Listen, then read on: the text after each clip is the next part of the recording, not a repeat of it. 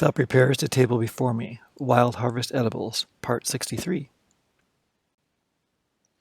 As you navigate any health challenge, it is always recommended that you partner with a medical practitioner that shares your philosophy of the care of the human body in disease and in health.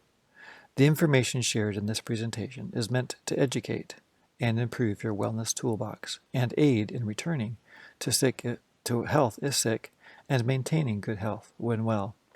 It should not be construed as medical advice, simply as tools that have been used successfully by others in similar situations. As always, investigate and verify any treatment protocol or procedure for yourself, not blindly accepting anything without due diligence. Thomas Edison said that the doctor of the future will give no medicine, but will instruct his patients in the care of the human frame, in diet, and in the cause and prevention of disease. A similar statement with more depth to it was stated in 1885. There are many ways of practicing the healing art, but there is only one way that heaven approves. God's remedies are the simple agencies of nature that will not tax or debilitate the system through their powerful properties. Pure air and water, cleanliness, a proper diet, purity of life, and a firm trust in God are remedies for which the want of which thousands are dying. Yet these remedies are going out of date because their skillful use requires work that the people do not appreciate.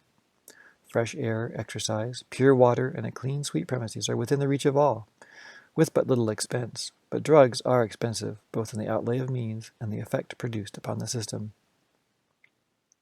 This is reiterated in 3 John 1, verse 2. Beloved, I pray that you may prosper in all things and be in health, just as your soul prospers. And again in Romans, I beseech you, therefore, brethren, by the mercies of God, that you present your bodies a living sacrifice, holy, acceptable to God, which is your reasonable service. And do not be conformed to this world, but be transformed by the renewing of your mind, that you may prove what is that good and acceptable and perfect will of God. Today's first plant that we'll look at is the Mariposa lily, Colocortis species. So there's lots of different species, about 70 different species in this genus, the Colocortis. It's rather rare. It's not seen in large groupings or across its range at high densities. It tends to be at risk in most places, or even some of the genuses are extinct in some regions. So with that being said, this particular plant should only be used in dire straits or emergencies because of its rarity. It typically has one, and can sometimes have more than one flower from a stem, as seen in the bottom picture. The bulb has one single deep bulb, and this flowers from spring to summer. Two genuses that are common are the sago lily, Colocortis natali, and that's typically found from California to New Mexico, and that's the one in the middle picture. It likes dry grass and scrubland. The Gunnison's Mariposa lily is found in the Pacific Northwest of the Rocky Mountains. There's a town called Gunnison, Colorado, and it takes that name from the same source. It's found in grassy hillsides and open pine forests. The flower colors can range from white, as we've seen earlier, all the way to purple. There are some cultivars that are done in gardening as well, but most of them are found wild. Kind of a greenish interior is seen in both of these, a slight greenish tinge. Every flower has 3 oval petals and 3 sepals that accompany them, the smaller ones behind there, and they can be up to almost 1.5 inches long. They can be hairy or hairless. They can be spotted or striped, and they bloom in the springtime.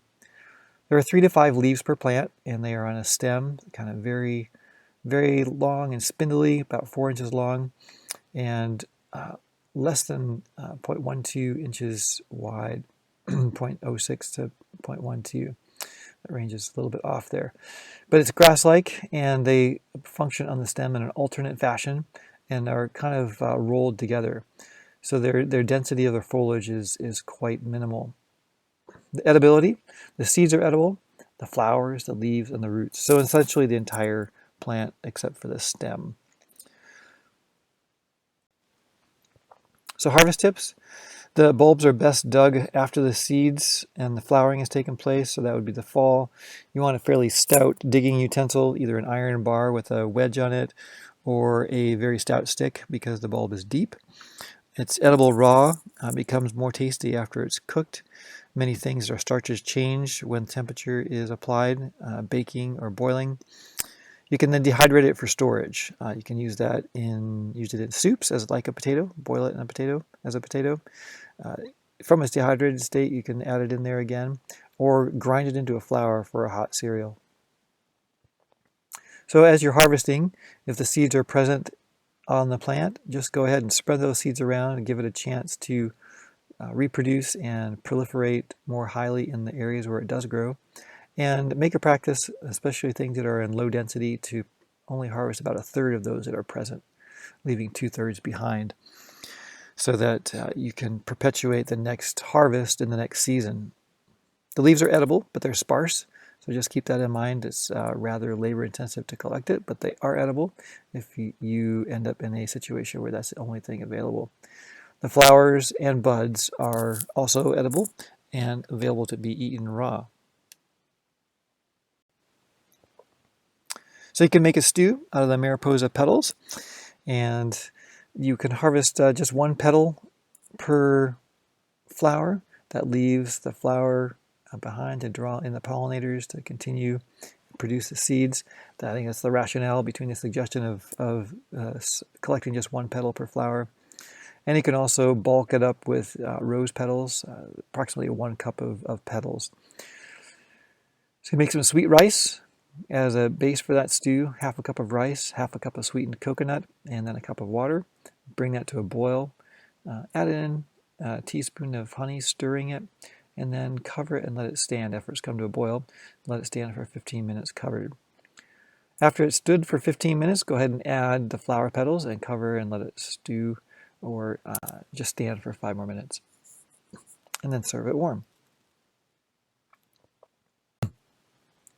One note of caution: the bulb of the Mariposa and the bulb of the death camas can potentially grow in the same regions. If you harvest when the flowers are not present and you haven't seen it in its flowering state, it's potentially possible that you could harvest a death camas bulb, which is, by its very name, venosum, deadly, Toxicoscordion venosum. So be very cautious. Know your flowers. Make sure you know the region when it's in flower before you harvest. And at that time, Native Americans actually very rigorously disposed of and eradicated the death camas from their camas fields so that they would not accidentally harvest one along with the other. So be certain there are no death camas. So showing the similarities of the bulbs here and the differences in the flowers. So the Mariposa bulb here is on the lower left with its white flower. Very distinct. The bulbs are not too unlike that of the death camas. The wild onion there is also put together in a smaller fashion there, but very similar in nature. The camas flower, the central picture, is very distinctly different than Mariposa and distinctly different from the blue camas. You can see the blue camas bulbs and flowers on the right side. So best is to distinguish, mark, and eradicate the death camas from a bed of flowers if possible, or else choose just not to harvest that particular bulb. The next plant that we will look at, it's always nice to be able to eat your weeds. This is Puncture Vine, Tribulus terrestris. Terestris, largely because it's a creeping flower plant. It creeps along the ground. It's not a vine per se, but it doesn't grow upright. It flops down on the ground. It's also known as goathead or caltrop or bindi.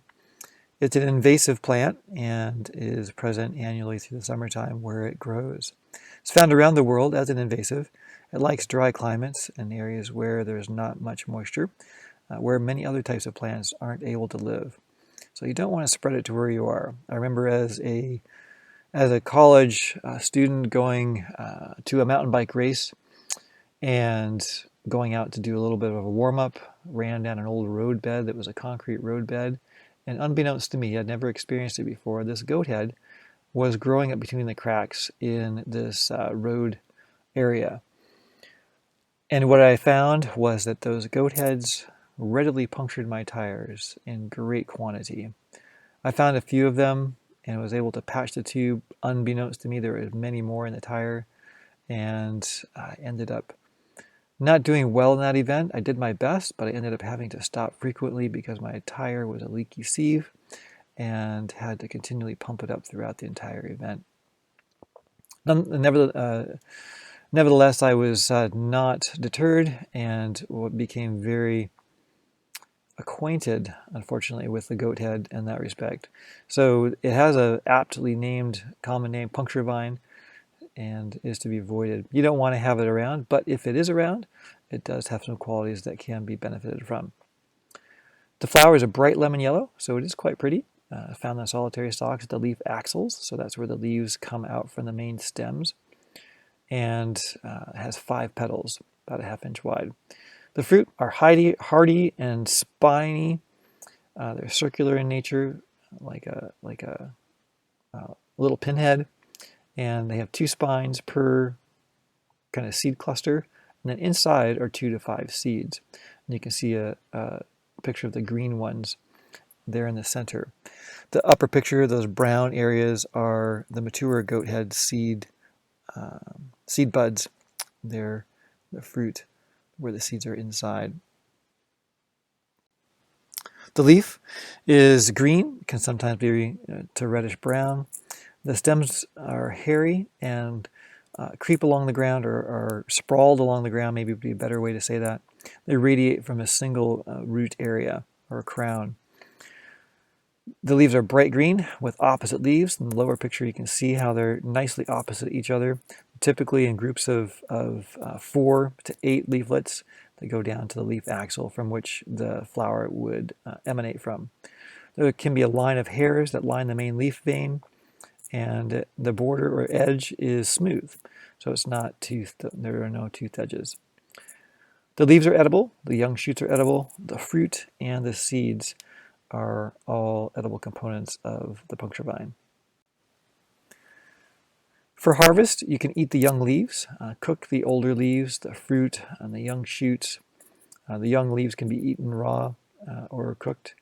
You can grind the hard seeds, which also includes the fruit or the seed coat, into the powder. So remember, an apple is the seed covering. It's the fruit of the apple tree, and the seeds are inside. We don't typically eat apple seeds, but some things, the seeds are edible as well as the fruit that surrounds it. So in this case, both the seed coat and the fruit itself can be ground into a flour that can be used in quantity for making bread. You can use a handful of the goat head greens, mix it with salt and chilies, and boil them, and serve it like you would spinach. And that includes the stem as well as the leaves. From a medicinal standpoint, the seeds and the fruit can be used to help stabilize blood sugar. So they have some components in them that aid in stabilizing blood sugar. Also aids in heart health in various ways, and also has a role in folk medicine as boosting libido. You can see the flower is bright yellow there. The leaves are opposite each other. Again, they're in pairs and groups of 4 to 8 down to the leaf axil, and it sprawls along the ground. You can see it in the left picture on the bottom, as well as the green fruit that becomes hard and very, very tough when dry, and is aptly known as puncture vine. You can see that it appears to have 2 horns, where it gets its other common name known as goat head, and the other name, caltrop, is probably very similar to that of a claymore or some other medieval device that was spread out in a field or grassy area that would impede the progress of foreign invaders. So that is the puncture vine, and you can review this again at www.preparingforthetimeoftrouble.com or other similar presentations in this series.